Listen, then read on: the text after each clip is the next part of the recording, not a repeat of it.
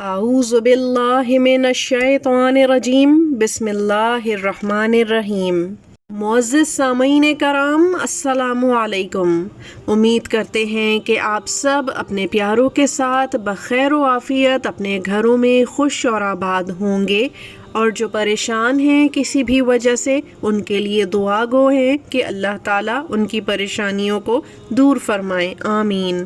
آج ہم آپ کے لیے لائے ہیں ماہ محرم الحرام کا ایک بہت خاص، آزمودہ اور مجرب عمل۔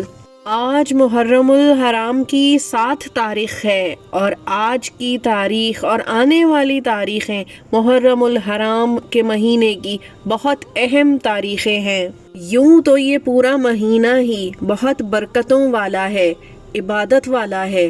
جو بھی دعا اللہ تعالیٰ سے مانگی جاتی ہے وہ قبولیت کا شرف ضرور حاصل کرتی ہے، لیکن ماہ محرم الحرام کا پہلا عشرہ بہت فضیلت والا ہے، اور اس کے اپنے ہی کچھ خاص وظائف اور عمل ہیں جن کو کرنے سے نہ صرف اللہ تعالیٰ کی بارگاہ میں عبادت کا ثواب ملتا ہے، بلکہ اس کے کرنے کے بعد جو بھی دعا مانگی جائے اللہ تعالیٰ کی بارگاہ میں فوراً قبول ہو جاتی ہے، کیونکہ یہی وہ مہینہ ہے جس میں اللہ تعالیٰ نے حضرت آدم علیہ السلام کی توبہ قبول فرمائی تھی۔ اس ہی مہینے کی 1 تاریخ کو حضرت عمر فاروق رضی اللہ تعالیٰ عنہ کی شہادت بھی ہوئی تھی، اور اسی مہینے کی 9 اور 10 تاریخ کو کربلا کے میدان میں حضرت امام حسین اور ان کے ساتھیوں کو شہید بھی کر دیا گیا۔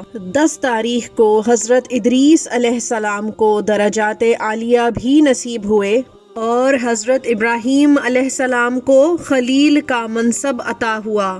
حضرت یونس علیہ السلام کی قوم کی توبہ بھی اسی دن قبول ہوئی تھی۔ لہٰذا محرم الحرام کا مہینہ اور خاص کر اس کا پہلا عشرہ بے پناہ فضیلت کا حامل ہے، پھر چاہے گناہوں سے توبہ کا ہو معاملہ، یا پھر اللہ تعالیٰ کی بارگاہ میں عبادات کا ہو، روزوں کا ہو، دعاؤں کا ہو اور ان کی قبولیت کا ہو۔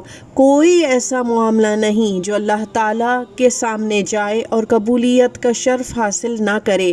اس مہینے کی سب سے بڑی نسبت تو یہی ہے کہ ہمارے پیارے آقائے دو جہان صلی اللہ علیہ وآلہ وسلم کے نواسوں کو بے دردی سے کربلا کے میدان میں شہید کر دیا گیا۔ جب آپ صلی اللہ علیہ وآلہ وسلم کو یہ بات پتہ چلی تھی تو آپ کی آنکھوں سے بھی آنسو جاری ہو گئے تھے۔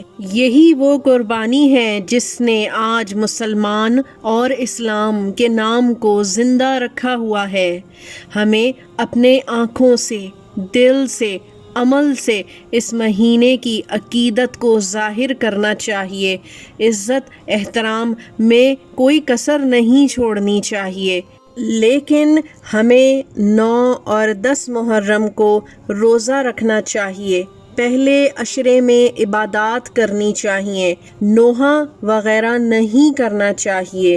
نوحہ کرنے کے بارے میں آیا ہے کہ حضرت ابو بکر ابن شیبہ اور دوسرے کئی علماء کرام نے حضرت ابو مالک اشعری سے روایت ہے کہ حضور اقدس صلی اللہ علیہ وآلہ وسلم نے فرمایا ہے کہ 4 باتیں ایسی ہیں میری امت میں جو دور جاہلیت کی ہیں اور وہ ان کو نہ چھوڑیں گے۔ ان میں سے ایک نوحہ کرنا بھی شامل ہے کہ نوحہ کرنے والی یا والا اگر اپنی موت سے پہلے توبہ نہ کرے تو وہ قیامت کے دن اس حال میں ہوگا کہ اس پر گندک کا کرتا اور زنگ کی چادر ہوگی۔ نوحہ کرنا، گریہ زاری کرنا اور بین ڈال ڈال کر رونا ہمارے مذہب میں منع ہے۔ اس لیے جس کو یہ سب پتہ چلے وہ ایک بار دل سے توبہ کر لے، بے شک توبہ قبول کرنے والی ذات اللہ تعالیٰ کی ہے۔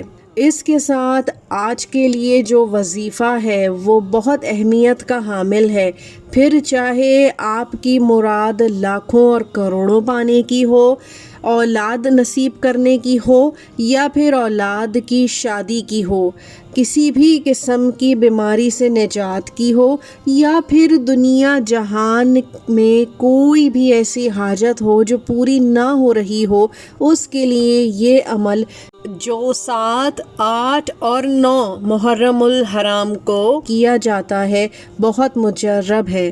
کرنا آپ نے یہ ہے کہ سب سے پہلے نماز کے وقت میں 2 رکعت نماز صلاۃ الحاجات پڑھنی ہے، نیت کر کے اپنی حاجت کی۔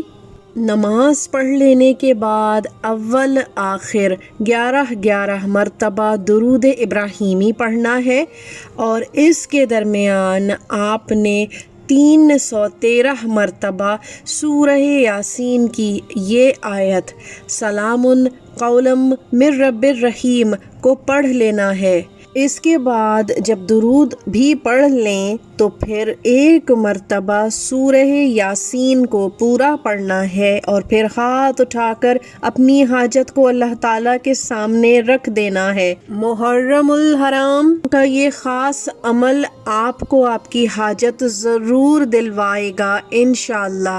اگلی دفعہ تک کے لیے اجازت دیجیے، اللہ حافظ۔